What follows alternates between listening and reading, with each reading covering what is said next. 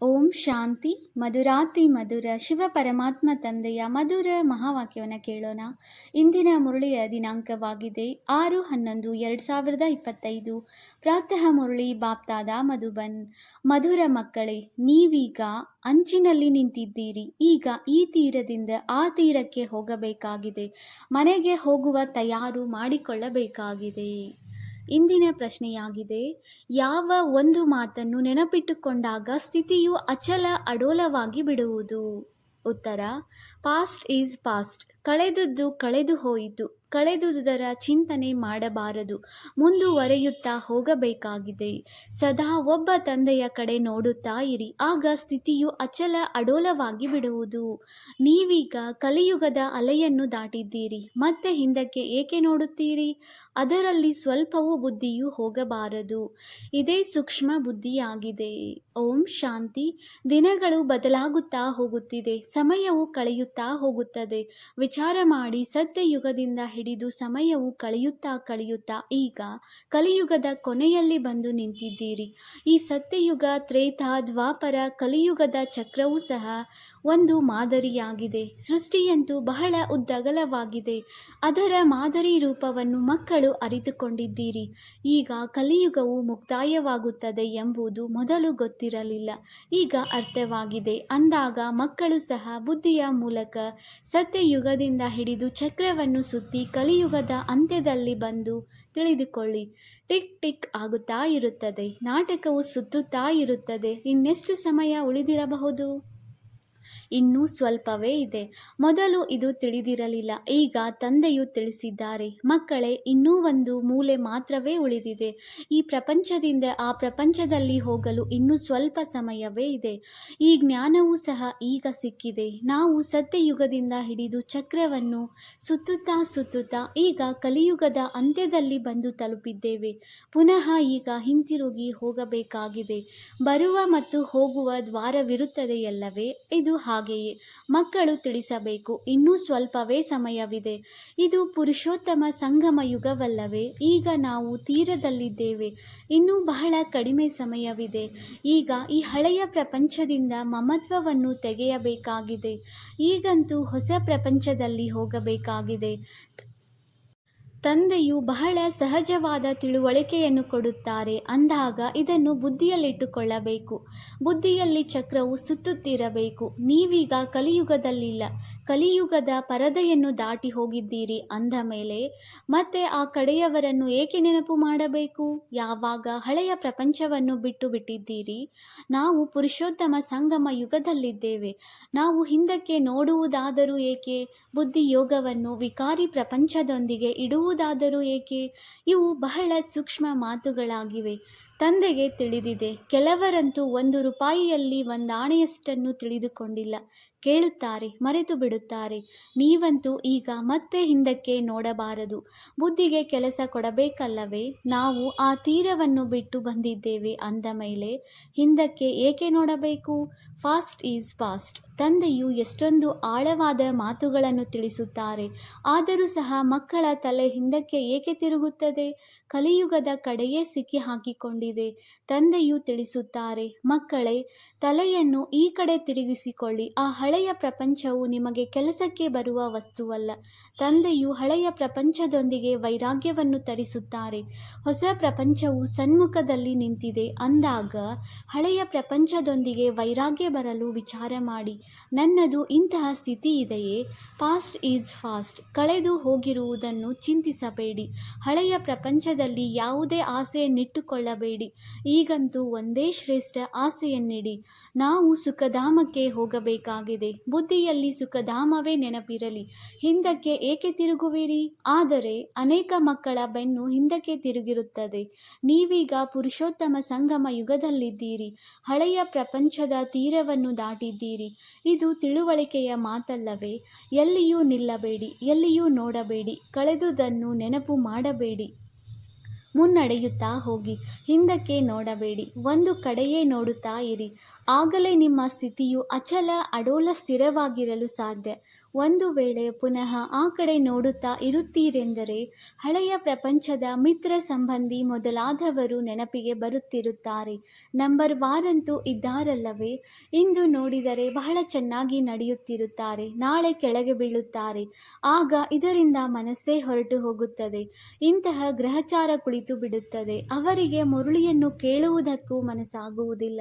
ವಿಚಾರ ಮಾಡಿ, ಈ ರೀತಿಯಾಗುತ್ತದೆಯಲ್ಲವೇ? ತಂದೆಯು ತಿಳಿಸುತ್ತಾರೆ, ನೀವೀಗ ಸಂಗಮದಲ್ಲಿ ನಿಂತಿದ್ದೀರಿ ಅಂದ ಮೇಲೆ ನಿಮ್ಮ ದೃಷ್ಟಿಯು ಮುಂದಿರಬೇಕು. ಮುಂದೆ ಹೊಸ ಪ್ರಪಂಚವಿದೆ. ಇದು ಸ್ಮೃತಿ ಇದ್ದಾಗಲೇ ಖುಷಿ ಇರುವುದು.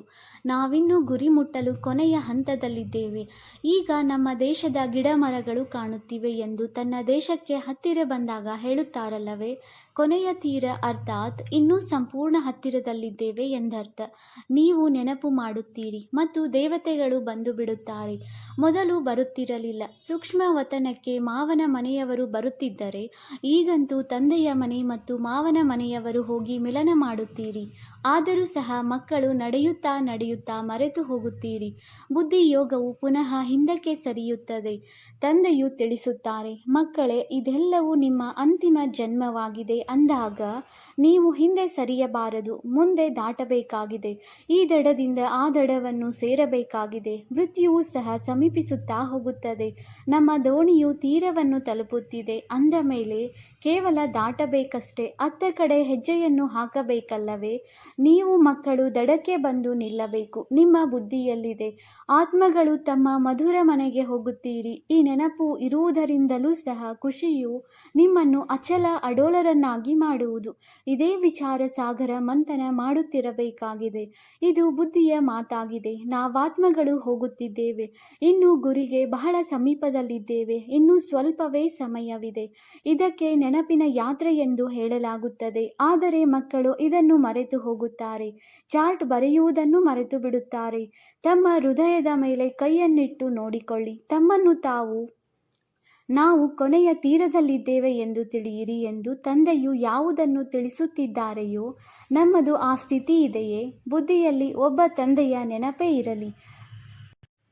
ತಂದೆಯು ನೆನಪಿನ ಯಾತ್ರೆಯನ್ನು ಭಿನ್ನ ಭಿನ್ನ ಪ್ರಕಾರದಿಂದ ಕಲಿಸುತ್ತಾ ಇರುತ್ತಾರೆ.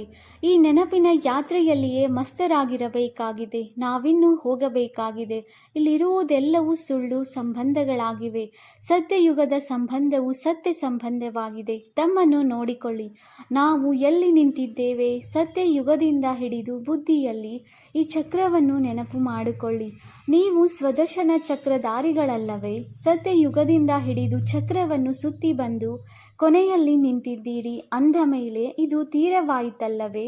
ಕೆಲವರಂತೂ ತಮ್ಮ ಸಮಯವನ್ನು ಬಹಳ ವ್ಯರ್ಥವಾಗಿ ಕಳೆಯುತ್ತಿರುತ್ತಾರೆ. 5-10 ನಿಮಿಷಗಳು ಸಹ ನೆನಪಿನಲ್ಲಿರುವುದು ಬಹಳ ಕಷ್ಟ. ಇಡೀ ದಿನ ಸ್ವದರ್ಶನ ಚಕ್ರಧಾರಿಗಳು ಆಗಿರಬೇಕೆಂದಲ್ಲ. ತಂದೆಯು ಭಿನ್ನ ಭಿನ್ನ ಪ್ರಕಾರದಿಂದ ತಿಳಿಸುತ್ತಾರೆ. ಇದು ಆತ್ಮದ ಮಾತಾಗಿದೆ. ನಿಮ್ಮ ಬುದ್ಧಿಯಲ್ಲಿ ಚಕ್ರವು ಸುತ್ತುತ್ತಿರುತ್ತದೆ ಅಂದ ಮೇಲೆ ಬುದ್ಧಿಯಲ್ಲಿ ಈ ನೆನಪು ಏಕೆ ಇರಬಾರದು? ನಾವೀಗ ತೀರದಲ್ಲಿ ನಿಂತಿದ್ದೇವೆ ಅಂದಾಗ ಬುದ್ಧಿಯಲ್ಲಿ ಈ ತಿರುವು ನೆನಪಿರುವುದಿಲ್ಲ. ಯಾವಾಗ ನಾವು ಪುರುಷೋತ್ತಮರಾಗುತ್ತಿದ್ದೇವೆಂದು ನಿಮಗೆ ತಿಳಿದಿದೆ ಅಂದ ಮೇಲೆ ಹೋಗಿ ಬುದ್ಧಿಯಿಂದ ತೀರದಲ್ಲಿ ನಿಂತಿರಿ. ನಿಧಾನವಾಗಿ ನಡೆಯುತ್ತಲೇ ಇರಿ. ಆದರೆ ಈ ಅಭ್ಯಾಸವನ್ನು ಏಕೆ ಮಾಡುವುದಿಲ್ಲ? ಚಕ್ರವು ಬುದ್ಧಿಯಲ್ಲಿ ಏಕೆ ಬರುವುದಿಲ್ಲ? ಇದು ಸ್ವದರ್ಶನ ಚಕ್ರವಲ್ಲವೇ? ತಂದೆಯು ಆರಂಭದಿಂದ ಹಿಡಿದು ಇಡೀ ಚಕ್ರದ ಬಗ್ಗೆ ತಿಳಿಸುತ್ತಿರುತ್ತಾರೆ. ನಿಮ್ಮ ಬುದ್ಧಿಯು ಇಡೀ ಚಕ್ರವನ್ನು ಸುತ್ತಿ ಬಂದು ಕೊನೆಯಲ್ಲಿ ನಿಲ್ಲಬೇಕು. ಮತ್ಯಾವುದೇ ಹೊರಗಿನ ಜಂಜಾಟದ ವಾತಾವರಣವೂ ಇರಬಾರದು. ದಿನ ಪ್ರತಿದಿನ ನೀವು ಮಕ್ಕಳು ಶಾಂತಿಯಲ್ಲಿಯೇ ಇರಬೇಕಾಗಿದೆ. ಸಮಯವನ್ನು ವ್ಯರ್ಥವಾಗಿ ಕಳೆಯಬಾರದು. ಹಳೆಯ ಪ್ರಪಂಚವನ್ನು ಬಿಟ್ಟು ಹೊಸ ಸಂಬಂಧದೊಂದಿಗೆ ತಮ್ಮ ಬುದ್ಧಿಯೋಗವನ್ನಿಡಿ. ಯೋಗ ಮಾಡದಿದ್ದರೆ ಪಾಪವು ಹೇಗೆ ಕಳೆಯುತ್ತದೆ? ನಿಮಗೆ ತಿಳಿದಿದೆ. ಈ ಪ್ರಪಂಚವೇ ಸಮಾಪ್ತಿಯಾಗಲಿದೆ. ಇದರ ಮಾದರಿಯು ಎಷ್ಟು ಚಿಕ್ಕದಾಗಿದೆ. ಇದು 5000 ವರ್ಷಗಳ ಪ್ರಪಂಚವಾಗಿದೆ. ಅಜ್ಮೀರ್ನಲ್ಲಿ ಸ್ವರ್ಗದ ಮಾದರಿ ಇದೆ. ಆದರೆ ಸ್ವರ್ಗವು ಯಾರಿಗಾದರೂ ನೆನಪಿಗೆ ಬರುತ್ತದೆಯೇ? ಸ್ವರ್ಗವು ಅವರಿಗೇನು ಗೊತ್ತು? ಸ್ವರ್ಗವಂತೂ 40,000 ವರ್ಷಗಳ ನಂತರ ಬರುತ್ತದೆ ಎಂದು ತಿಳಿಯುತ್ತಾರೆ. ತಂದೆಯು ನೀವು ಮಕ್ಕಳಿಗೆ ತಿಳಿಸುತ್ತಾರೆ. ಈ ಪ್ರಪಂಚದಲ್ಲಿ ಕೆಲಸ ಕಾರ್ಯಗಳನ್ನು ಮಾಡುತ್ತಾ ಬುದ್ಧಿಯಲ್ಲಿ ಇದನ್ನು ನೆನಪಿಟ್ಟುಕೊಳ್ಳಿ. ಈ ಪ್ರಪಂಚವು ಸಮಾಪ್ತಿಯಾಗುವುದಿದೆ. ಈಗ ಹಿಂತಿರುಗಿ ಹೋಗಬೇಕಾಗಿದೆ. ನಾವು ಕೊನೆಯಲ್ಲಿ ನಿಂತಿದ್ದೇವೆ. ಹೆಜ್ಜೆ ಹೆಜ್ಜೆಯೂ ನಿಧಾನವಾಗಿ ನಡೆಯುತ್ತದೆ. ಗುರಿಯು ಎಷ್ಟು ದೊಡ್ಡದಾಗಿದೆ. ತಂದೆಯಂತೂ ಗುರಿಯನ್ನು ತಿಳಿದುಕೊಂಡಿದ್ದಾರಲ್ಲವೇ? ತಂದೆಯ ಜೊತೆ ದಾದಾರವರು ಒಟ್ಟಿಗೆ ಇದ್ದಾರೆ. ಅವರು ತಿಳಿಸುತ್ತಾರೆ ಅಂದ ಮೇಲೆ ಇವರು ಬ್ರಹ್ಮರವರು ತಿಳಿಸಲು ಸಾಧ್ಯವಿಲ್ಲ ಅಲ್ಲವೇ? ಇವರು ಸಹ ಕೇಳಿಸಿಕೊಳ್ಳುತ್ತಾರಲ್ಲವೇ? ಅಂದ ಮೇಲೆ ಇದನ್ನು ವಿಚಾರಸಾಗರ ಮಂಥನವನ್ನು ಇವರು ಮಾಡುವುದಿಲ್ಲವೇ? ತಂದೆಯು ನಿಮಗೆ ವಿಚಾರಸಾಗರ ಮಂಥನ ಮಾಡುವ ಯುಕ್ತಿಗಳನ್ನು ತಿಳಿಸುತ್ತಿರುತ್ತಾರೆ. ಇವೆಲ್ಲ ಗುಹ್ಯ ಮಾತುಗಳನ್ನು ಧಾರಣೆ ಮಾಡಿಕೊಳ್ಳಬೇಕಾಗಿದೆ. ಹುಡುಗಾಟಿಕೆಯನ್ನು ಬಿಟ್ಟುಬಿಡಿ. ತಂದೆಯ ಬಳಿ 2 ವರ್ಷಗಳ ನಂತರ ಬರುತ್ತಾರೆ. ಅಂದ ಮೇಲೆ ನಾವೀಗ ಕೊನೆಯ ತೀರದಲ್ಲಿ ನಿಂತಿದ್ದೇವೆ. ಈಗ ಹಿಂತಿರುಗಿ ಹೋಗಬೇಕಾಗಿದೆ ಎಂಬುದು ಅವರಿಗೆ ಹೇಗೆ ನೆನಪಿರುತ್ತದೆ? ಒಂದು ವೇಳೆ ಈ ಸ್ಥಿತಿಯಾಗಿಬಿಟ್ಟರೆ ಇನ್ನೇನು ಬೇಕು? ತಂದೆಯು ಇದನ್ನು ತಿಳಿಸಿದ್ದಾರೆ. ಡಬಲ್ ಕಿರೀಟಧಾರಿಗಳು, ಇದು ಕೇವಲ ಹೆಸರಿದೆ. ಆದರೆ ಪ್ರಕಾಶತೆಯ ಕಿರೀಟವು ಅಲ್ಲಿ ಸ್ಥೂಲವಾಗಿ ಏನೂ ಇರುವುದಿಲ್ಲ. ಇದು ಪವಿತ್ರತೆಯ ಸಂಕೇತವಾಗಿದೆ. ಯಾರೆಲ್ಲ ಧರ್ಮ ಸ್ಥಾಪಕರಿದ್ದಾರೆಯೋ ಅವರ ಚಿತ್ರಗಳಲ್ಲಿ ತಲೆಯ ಹಿಂದೆ ಪ್ರಭಾಮಂಡಲವನ್ನು ಅವಶ್ಯವಾಗಿ ತೋರಿಸುತ್ತಾರೆ. ಏಕೆಂದರೆ ಅವರು ಬಂದಾಗ ನಿರ್ವಿಕಾರಿ ಸತೋಪ್ರಧಾನರಾಗಿರುತ್ತಾರೆ. ನಂತರ ರಜೋ ತಮೋದಲ್ಲಿ ಬರುತ್ತಾರೆ. ನೀವು ಮಕ್ಕಳಿಗೆ ಜ್ಞಾನ ಸಿಗುತ್ತದೆ. ಇದರಲ್ಲಿಯೇ ಮಸ್ತರಾಗಿರಬೇಕು. ಬಲೆ, ನೀವು ಈ ಪ್ರಪಂಚದಲ್ಲಿದ್ದೀರಿ. ಆದರೆ ನಿಮ್ಮ ಬುದ್ಧಿಯೋಗವು ಅಲ್ಲಿ ತೊಡಗಿರಲಿ. ಎಲ್ಲರೊಂದಿಗೂ ಇಲ್ಲಿ ಸಂಬಂಧವನ್ನು ನಿಭಾಯಿಸಬೇಕಾಗಿದೆ. ಯಾರು ಈ ಕುಲದವರಾಗಿರುವರೋ ಅವರು ಬಂದೇ ಬರುತ್ತಾರೆ. ದೈವಿ ಧರ್ಮದ ಸಸಿಯು ನಾಟಿಯಾಗುವುದು. ಆದಿ ಸನಾತನ ದೇವಿ ದೇವತಾ ಧರ್ಮದವರು ಖಂಡಿತವಾಗಿಯೂ ಸ್ವಲ್ಪ ಹಿಂದೆ ಮುಂದೆ ಬಂದೇ ಬರುತ್ತಾರೆ. ಕೊನೆಯಲ್ಲಿ ಬರುವವರು ಸಹ ಮೊದಲಿನವರಿಗಿಂತಲೂ ತೀಕ್ಷ್ಣವಾಗಿ ಮುಂದೆ ಹೋಗುತ್ತಾರೆ. ಇದು ಕೊನೆಯವರೆಗೂ ಆಗುತ್ತಿರುವುದು. ಅವರು ಹಳಬರಿಗಿಂತಲೂ ತೀಕ್ಷ್ಣವಾಗಿ ಹೆಜ್ಜೆಯನ್ನು ಮುಂದಿಡುತ್ತಾರೆ. ಪರೀಕ್ಷೆಯೆಲ್ಲವೂ ನೆನಪಿನ ಯಾತ್ರೆಯ ಮೇಲೆ ಆಧಾರಿತವಾಗಿದೆ. ಬಲೆ, ತಡವಾಗಿ ಬರಬಹುದು, ಆದರೆ ನೆನಪಿನ ಯಾತ್ರೆಯಲ್ಲಿ ತೊಡಗಬೇಕು. ಮತ್ತು ಎಲ್ಲ ಉದ್ಯೋಗ ವ್ಯವಹಾರಗಳನ್ನು ಬಿಟ್ಟು ಈ ಯಾತ್ರೆಯಲ್ಲಿ ಕುಳಿತುಕೊಳ್ಳಿ. ಭೋಜನವಂತೂ ಮಾಡಲೇಬೇಕಾಗಿದೆ, ಆದರೆ ಚೆನ್ನಾಗಿ ನೆನಪಿನಲ್ಲಿರಿ. ಆಗ ಈ ಖುಷಿಯಂತಹ ಔಷಧಿಯೂ ಬೇರೆ ಇಲ್ಲ. ನಾವೀಗ ಹೋಗುತ್ತೇವೆ. 21 ಜನ್ಮಗಳ ರಾಜ್ಯಭಾಗ್ಯವು ಸಿಗುತ್ತದೆ ಎಂಬುದೇ ಗುಂಗಿರಲಿ. ಲಾಟರಿ ಸಿಗುವವರಿಗೆ ಖುಷಿಯ ನಶೆ ಏರುತ್ತದೆಯಲ್ಲವೇ? ನೀವು ಬಹಳ ಪರಿಶ್ರಮ ಪಡಬೇಕಾಗಿದೆ. ಇದಕ್ಕೆ ಅಂತಿಮ ಅಮೂಲ್ಯ ಜೀವನವೆಂದು ಹೇಳಲಾಗುತ್ತದೆ. ನೆನಪಿನ ಯಾತ್ರೆಯಲ್ಲಿ ಬಹಳ ಆನಂದವಿದೆ. ಹನುಮಂತನು ಸಹ ಪುರುಷಾರ್ಥ ಮಾಡುತ್ತಾ ಸ್ಥಿರ ಬುದ್ಧಿಯವರಾದರಲ್ಲವೇ? ಬಿದುರಿನ ಕಾಡಿಗೆ ಬೆಂಕಿ ಬಿದ್ದಿತು. ರಾವಣ ರಾಜ್ಯವು ಸುಟ್ಟು ಹೋಯಿತು. ಇದನ್ನು ಒಂದು ಕಥೆಯನ್ನಾಗಿ ಮಾಡಿಬಿಟ್ಟಿದ್ದಾರೆ. ತಂದೆಯು ಯಥಾರ್ಥ ಮಾತನ್ನು ತಿಳಿಸುತ್ತಾರೆ. ಮಕ್ಕಳೇ, ರಾವಣ ರಾಜ್ಯವು ಸಮಾಪ್ತಿಯಾಗುವುದು. ಸ್ಥಿರ ಬುದ್ಧಿ ಎಂದು ಇದಕ್ಕೆ ಹೇಳಲಾಗುತ್ತದೆ. ನಾವೀಗ ಕೊನೆಯ ಹಂತದಲ್ಲಿದ್ದೇವೆ. ನಾವೀಗ ಹೋಗುತ್ತಿದ್ದೇವೆ. ಈ ನೆನಪಿನಲ್ಲಿರುವ ಪುರುಷಾರ್ಥ ಮಾಡಿ. ಆಗ ಖುಷಿಯೂ ಇರುವುದು. ಯೋಗ ಬಲದಿಂದ ಆಯಸ್ಸು ವೃದ್ಧಿಯಾಗುವುದು. ನೀವೀಗ ದೈವಿ ಗುಣಗಳನ್ನು ಧಾರಣೆ ಮಾಡುತ್ತೀರಿ. ಅದು ಮತ್ತೆ ಅರ್ಧ ಕಲ್ಪದವರೆಗೆ ನಡೆಯುತ್ತದೆ. ಈ ಒಂದು ಜನ್ಮದಲ್ಲಿ ನೀವು ಇಷ್ಟು ಪುರುಷಾರ್ಥ ಮಾಡುತ್ತೀರಿ. ಇದರ ಪ್ರಾರಬ್ಧವಾಗಿ ನೀವು ಲಕ್ಷ್ಮೀನಾರಾಯಣರಾಗಿ ಬಿಡುತ್ತೀರಿ. ಅಂದ ಮೇಲೆ ಎಷ್ಟೊಂದು ಪುರುಷಾರ್ಥ ಮಾಡಬೇಕು. ಇದರಲ್ಲಿ ಹುಡುಗಾಟಿಕೆ ಅಥವಾ ಸಮಯ ವ್ಯರ್ಥ ಮಾಡಬಾರದು. ಯಾರು ಮಾಡುವರೋ ಅವರು ಪಡೆಯುವರು. ತಂದೆಯು ಶಿಕ್ಷಣ ಕೊಡುತ್ತಿರುತ್ತಾರೆ. ನೀವು ತಿಳಿಯುತ್ತೀರಿ. ಕಲ್ಪವು ನಾವು ವಿಶ್ವದ ಮಾಲೀಕರಾಗುತ್ತೇವೆ. ಇಷ್ಟು ಸ್ವಲ್ಪ ಸಮಯದಲ್ಲಿ ಕಮಾಲ್ ಮಾಡಿಬಿಡುತ್ತೇವೆ. ಇಡೀ ಪ್ರಪಂಚವನ್ನು ಪರಿವರ್ತನೆ ಮಾಡಿಬಿಡುತ್ತೀರಿ. ತಂದೆಗೆ ಯಾವುದೇ ದೊಡ್ಡ ಮಾತಲ್ಲ. ಕಲ್ಪವು ಮಾಡುತ್ತಾರೆ. ತಂದೆಯು ತಿಳಿಸುತ್ತಾರೆ. ನಡೆಯುತ್ತಾ, ತಿರುಗಾಡುತ್ತಾ, ತಿನ್ನುತ್ತಾ, ಕುಡಿಯುತ್ತಾ ಬುದ್ಧಿಯೋಗವನ್ನು ತಂದೆಯೊಂದಿಗೆ ಜೋಡಿಸಿ. ಈ ಗುಪ್ತ ಮಾತನ್ನು ತಂದೆಯೇ ಮಕ್ಕಳಿಗೆ ತಿಳಿಸುತ್ತಾರೆ. ತಮ್ಮ ಸ್ಥಿತಿಯನ್ನು ಶಕ್ತಿಶಾಲಿ ಮಾಡಿಕೊಳ್ಳುತ್ತಾ ಇರಿ. ಇಲ್ಲವೆಂದರೆ ಶ್ರೇಷ್ಠ ಪದವಿಯನ್ನು ಪಡೆಯುವುದಿಲ್ಲ. ನೀವು ಮಕ್ಕಳು ನಂಬರ್ವಾರು ಪುರುಷಾರ್ಥದನುಸಾರ ಪರಿಶ್ರಮ ಪಡುತ್ತೀರಿ, ತಿಳಿದುಕೊಳ್ಳುತ್ತೀರಿ. ನಾವಂತೂ ಈಗ ಕೊನೆಯ ತೀರದಲ್ಲಿ ನಿಂತಿದ್ದೇವೆ. ಅಂದ ಮೇಲೆ ಮತ್ತೆ ಹಿಂದಕ್ಕೆ ಏಕೆ ನೋಡಬೇಕು? ಹೆಜ್ಜೆಯನ್ನು ಮುಂದಿಡುತ್ತಾ ಹೋಗುತ್ತೇವೆ. ಇದರಲ್ಲಿ ಬಹಳ ಅಂತರ್ಮುಖತೆ ಇರಬೇಕು. ಆದ್ದರಿಂದ ಆಮೆಯ ಉದಾಹರಣೆ ಇದೆ. ಈ ಉದಾಹರಣೆ ಮುಂತಾದವು ಎಲ್ಲವೂ ನಿಮಗಾಗಿಯೇ ಇದೆ. ಸನ್ಯಾಸಿಗಳಂತೂ ಹಠಯೋಗಿಗಳಾಗಿದ್ದಾರೆ. ಅಂದ ಮೇಲೆ ಅವರು ರಾಜಯೋಗವನ್ನು ಕಲಿಸಲು ಸಾಧ್ಯವಿಲ್ಲ. ಅವರು ಇದನ್ನು ಕೇಳಿದರೆ ಇವರು ನಮಗೆ ನಿಂದನೆ ಮಾಡುತ್ತಾರೆಂದು ತಿಳಿಯುತ್ತಾರೆ.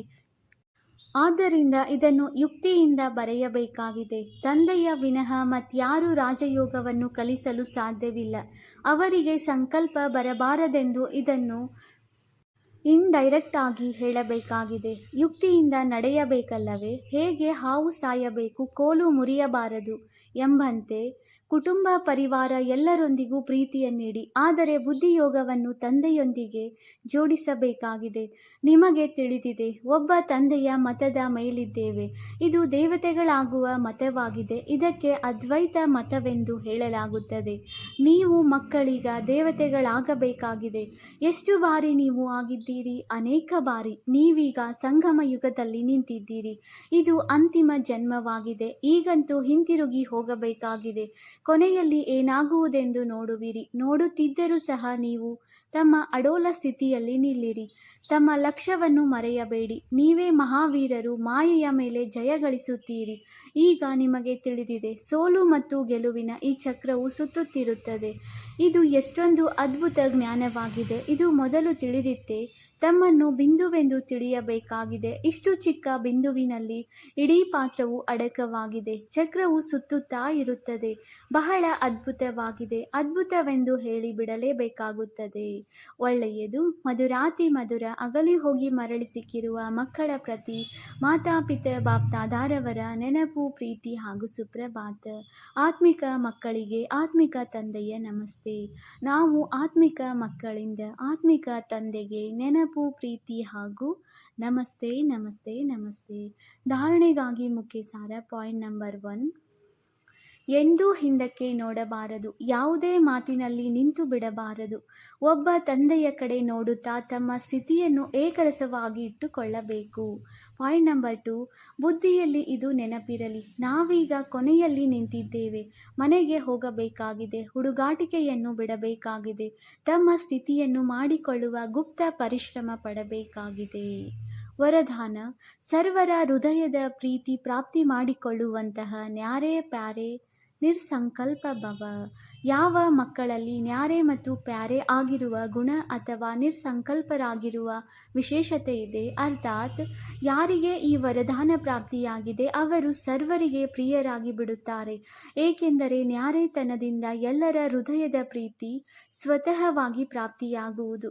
ಅವರು ತಮ್ಮ ಶಕ್ತಿಶಾಲಿ ನಿರ್ಸಂಕಲ್ಪ ಸ್ಥಿತಿ ಅಥವಾ ಶ್ರೇಷ್ಠ ಕರ್ಮದ ಮೂಲಕ ಅನೇಕರ ಸೇವೆಗೆ ನಿಮಿತ್ತರಾಗುತ್ತಾರೆ. ಇದರಿಂದ ಸ್ವಯಂ ಸಹ ಸಂತುಷ್ಟರಾಗಿರುತ್ತಾರೆ ಮತ್ತು ಬೇರೆಯವರನ್ನು ಸಹ ಕಲ್ಯಾಣ ಮಾಡುತ್ತಾರೆ. ಅವರು ಪ್ರತಿ ಕಾರ್ಯದಲ್ಲಿ ಸಫಲತೆ ಸ್ವತಃವಾಗಿ ಪ್ರಾಪ್ತಿಯಾಗುವುದು. ಸ್ಲೋಗನ್: ಒಂದು ಭಾವ ಎನ್ನುವ ಶಬ್ದವೇ ಸರ್ವ ಖಜಾನೆಗಳಿಗೆ ಬೀಗದ ಕೈ ಆಗಿದೆ. ಕೀಲಿ ಕೈಯನ್ನು ಸದಾ ಸಂಭಾಲನೆ ಮಾಡಿಕೊಂಡು ಇಟ್ಟುಕೊಳ್ಳಿ. ಅವ್ಯಕ್ತ ಸೂಚನೆ: ಅಶರೀರಿ ಅಥವಾ ವಿದೇಹಿ ಸ್ಥಿತಿಯ ಅಭ್ಯಾಸ ಹೆಚ್ಚಿಸಿ. ಯಾವಾಗ ಯಾರದ್ದೇ ಸಂಸ್ಕಾರಗಳ ಟೈಟ್ನೆಸ್, ಹಿಡಿತ ಇರಬಾರದು. ಆಗ 1 ಸೆಕೆಂಡಿನಲ್ಲಿ ಶರೀರದಿಂದ ಬೇರೆಯಾಗಲು ಸಾಧ್ಯ. ಹೇಗೆ ಯಾವುದೇ ವಸ್ತು ಅಂಟಿಕೊಂಡಿದ್ದರೆ ಅದನ್ನು ತೆಗೆಯುವುದು ಕಷ್ಟವಾಗುವುದು. ಹಗುರರಾಗುವುದರಿಂದ ಸಹಜವಾಗಿ ಬೇರೆಯಾಗುವಿರಿ. ಹಾಗೆಯೇ ಒಂದು ವೇಳೆ ತಮ್ಮ ಸಂಸ್ಕಾರಗಳಲ್ಲಿ ಸ್ವಲ್ಪವೂ ಸಹ ಸರಳವಿಲ್ಲದಿದ್ದರೆ ಅಶರೀರಿತನದ ಅನುಭವ ಮಾಡಲು ಸಾಧ್ಯವಿಲ್ಲ. ಅದಕ್ಕಾಗಿ ಸರಳ ಮತ್ತು ಅಲರ್ಟ್ ಆಗಿರಿ. ಓಂ ಶಾಂತಿ.